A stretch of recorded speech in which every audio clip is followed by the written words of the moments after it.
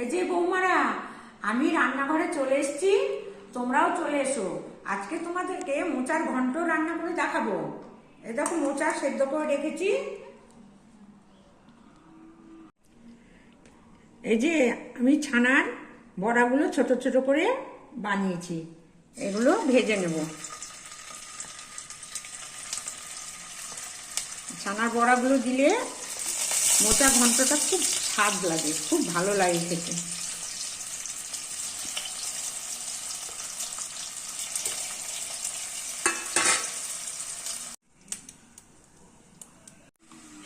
মুগের ডাল ভেজে নিচ্ছি, একটু লাল লাল করে মুগ ডালটা ভেজে মোচার মধ্যে দিয়ে দেবো। মোচার ঘন্টে মুগ ডাল ভেজে রেখেছিলাম, সেই তেলে তেজপাতা, লঙ্কা, জিরে ফোড়ন দিলাম,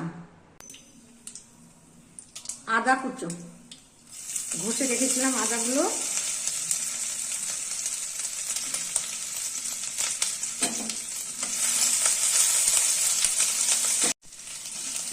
এই যে হয়ে গেছে। এবার আলুগুলো দেবো, কুচো করে কেটে রেখেছি আলুগুলো দিয়ে দিলাম। একটু আলু দিলে ভালো লাগবে খেতে।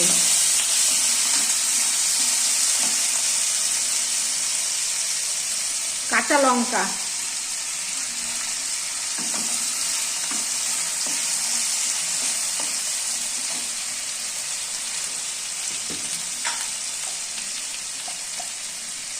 লবণ, হলুদ দিলাম।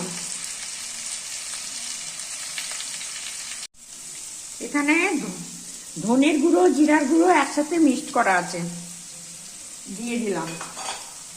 একটু লঙ্কার গুঁড়ো দিলাম। এবার এই মোচাগুলো আমি দিয়ে দিচ্ছি।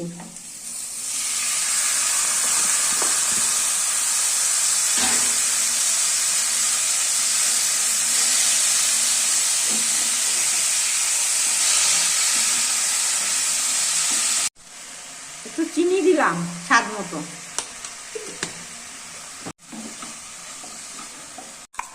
মুগ ডালগুলো ভেজে রেখেছিলাম দিয়ে দিলাম।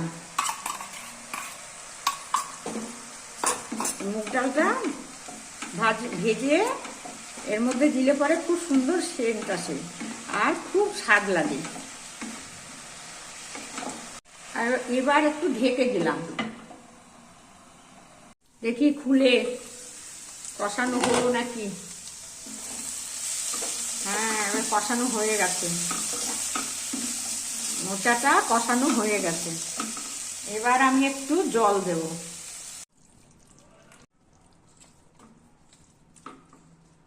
বড়াগুলো দিয়ে দিচ্ছি, ছানার বড়াগুলো ভেজে রেখেছিলাম, এগুলো দিয়ে দিলাম।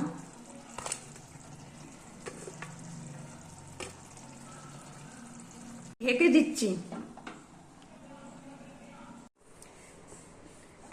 দেখি খুলে।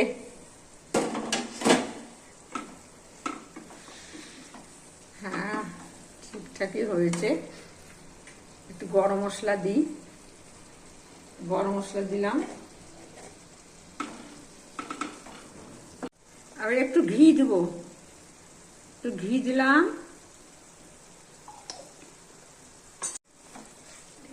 ঘি গরম মশলা দেওয়া হয়ে গেছে।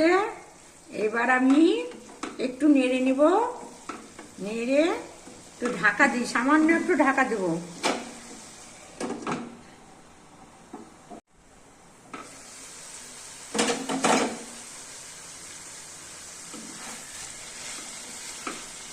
এই দেখো হয়ে গেছে, সুন্দর হয়েছে মোচার ঘন্টটা, দারুণ হয়েছে। সেন্টও বেরোচ্ছে, দারুণ সেন্ট। একদম ঘি গরম মশলার গন্ধ। এবার হয়ে গেছে, আমি নামিয়ে নিচ্ছি। দেখো মোচার ঘন্ট রান্না হয়ে গেছে, কত সুন্দর হয়েছে, দেখতেও ভালো হয়েছে, খেতেও সুন্দর হয়েছে। তোমরা এইভাবে রান্না করবে আর আমার সঙ্গে থাকবে, লাইক করবে।